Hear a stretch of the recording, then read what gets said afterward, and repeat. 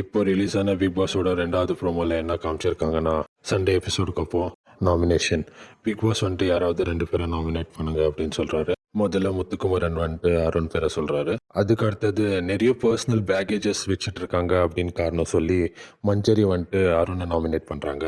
அதுக்கு அடுத்தது நீங்கள் ஃப்ரெண்ட்ஷிப்ன்ற பேரில் மற்றவங்கள வெறும் பகடைக்காயாக மட்டும் தான் யூஸ் பண்ணுறீங்க அப்படின்னு காரணம் சொல்லி ஜாக்லினும் வந்துட்டு அருணை தான் நாமினேட் பண்ணுறாங்க. ரயான் வந்துட்டு மஞ்சரியை நாமினேட் பண்ணுறாரு.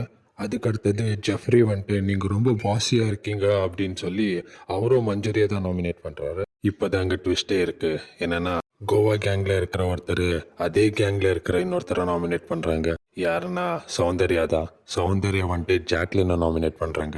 அதுவும் என்ன காரணம் சொல்லி நாமினேட் பண்ணுறாங்கன்னா, ஜாக்லினுக்காக நம்ம சப்போர்ட் பண்ணல, ஜாக்லினுக்காக நிற்கல, ஜாக்லின் ஏதோ நினச்சிப்பாங்களோ அப்படின்ட்டு சௌந்தர்யாவுக்கு தோணுது அப்படின்னு சொல்லி நாமினேட் பண்ணுறாங்க. இந்த வாரம் யாரெல்லாம் நாமினேட்டாக இருக்காங்க அப்படின்னு பார்த்தீங்கன்னா, ஜெஃப்ரி, விஷாலை தவிர மற்ற எல்லாரும் நாமினேட்டாக இருக்காங்க.